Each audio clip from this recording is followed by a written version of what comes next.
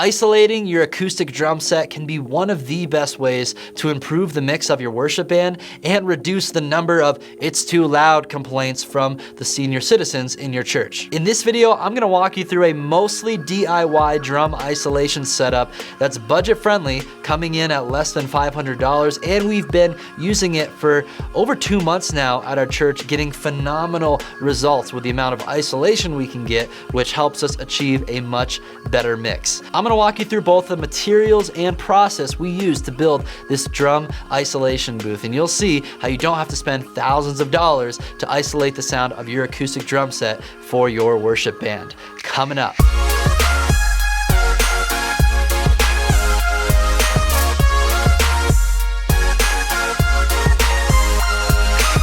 This video is brought to you by Worship Leader School, where you're gonna find all the essential training, advice, and support you need to plan and lead worship. Click the link in the description to learn more. My name is Jake Goslin with Churchfront.com, helping you lead gospel-centered and tech-savvy worship. Make sure you subscribe to the channel so you don't miss out on any of our latest content to help you grow yourself and grow your church. I know one of the most common challenges we face as worship leaders is achieving a better mix for our band, because sometimes it doesn't matter how good we have our parts down as musicians. If it's not all mixed properly and sounding great through our front of house system, it's just not gonna come across very well. I found one of the biggest ingredients for achieving a good mix is isolating the sound of your drum set. This is especially important if you are on a smaller stage. So if you have a huge, massive stage where your drum set is far away from your vocal mics and all your other instrumentalists, then maybe you don't need a drum shield or an isolation booth. But if you're in a situation similar to our church where our stage is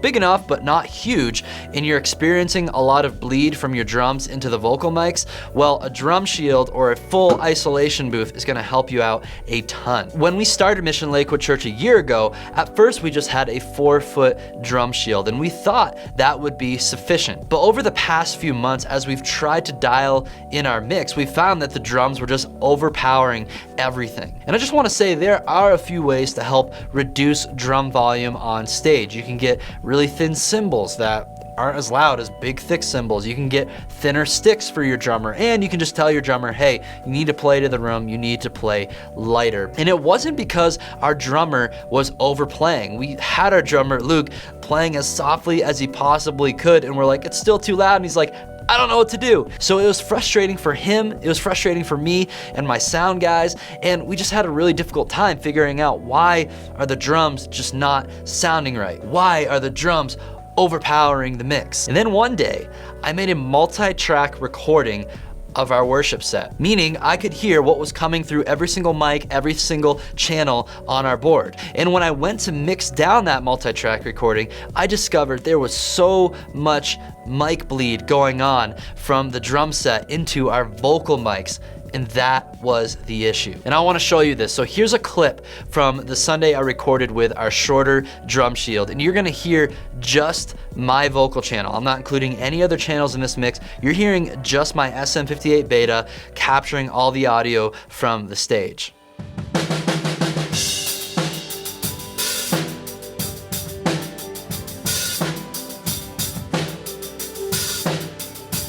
He's coming on the clouds, kings and kingdoms will bow down. So as you can tell, there's a ton of bleed from the drums into my vocal mic. And now I wanna show you the results of implementing the full isolation booth that I'm gonna unpack for you in the rest of this video. Here's a clip from one of our most recent worship services, and again, you are just gonna hear my vocal mic.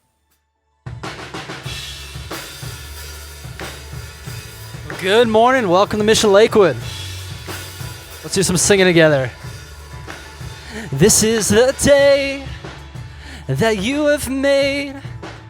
Whatever comes, I won't complain. For all my hope is in your name, and now your joy awaits my praise. I give thanks for all you have done. As you can tell, there's way less mic bleed happening here, and our mix has been cleaned up so much. So that's why we needed to figure out this solution for our worship aid and create a full isolation booth. But when we started looking at these brand new pre-made full isolation booths online, they were upwards to $2,000 to $3,000. And I told our pastor, Darvin, I'm like, this is the solution if we want to isolate the drum sounds. And he's like, let's just build one ourselves. So I'm like, okay, he's a carpenter, he's handy with this type of stuff. I am not. So my pastor, Darvin, not only can he preach and do all the pastoral stuff, but he can actually do cool stuff like build drum shields. And he's also really involved in our whole setup process, and he really cares about just the level of production that we have in worship. And I really appreciate that as a worship leader. So I don't know if your pastor would go out of his way to build a drum shield, but mine would. He's pretty awesome. So here's what Darvin did to build this drum shield. Let's first talk about all the ingredients and parts that had to come together for this.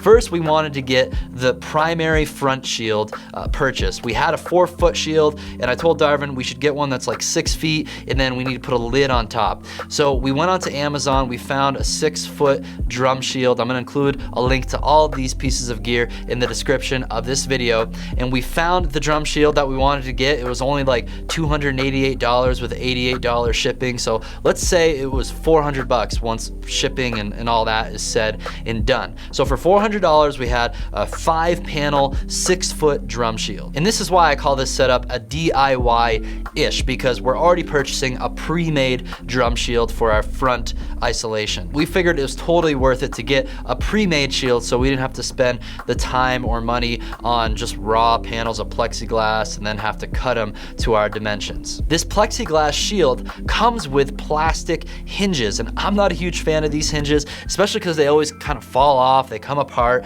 and it can take a while to set them up every single Sunday. So here's our solution to that problem. We went to a local hardware store and purchased some threaded rivets that actually secure those plastic hinges in place so we don't have to worry about them just coming off. All we had to do is drill a pilot hole through the plastic hinge and the plexiglass, put the threaded rivet in, screw in the inside of the rivet, however that works. And now we don't have to worry about those panels coming apart. And we didn't rivet together all the panels, just a section of 3 and just a section of 2. So then when we show up on Sunday, all we have to do is connect that one plastic hinge that's towards the front center of the drum set, and our whole front shield is up within seconds. The next thing we needed was fortunately free and easy to get because Darvin had some of it laying around his garage at home. So all we needed was some plywood to function as our lid for the drum booth, and then we needed another piece of plywood to function as the back panel that we put behind the drummer. And then to absorb the sound of the drum set, we bought some acoustic panels off of Amazon, and we got some adhesive spray glue that works well with foam and wood to secure those panels on the plywood. So again, here's the list of all the material we got for this project and you'll probably need as well. First, you get a pre-made drum shield made of plexiglass with plastic hinges. Then you go to a local hardware store and get some threaded rivets that you can then secure the plastic hinges to the plexiglass. Then find some plywood. Maybe you have some lying around somewhere, or you can just go to a local hardware store or lumber shop or whatever you call those places to get some wood. Then go on Amazon, get some budget-friendly acoustic treatment foam panels. And then finally, make sure you have some spray glue that works with both foam and wood to make sure those panels are secured to the plywood. When it's all said and done, this setup was around $500. Now I want to unpack some of the process that needs to happen in order to actually construct some of these things, more specifically concerning the top lid of the drum shield, because that's probably the most complicated part of this construction process. So in order to get the right size lid and to cut it properly to put on top of the drum shield, all we did was set up the drum set. Then we put the shield up around the drum set, and we kind of made sure like this is the way it's gonna be set up pretty much all the time.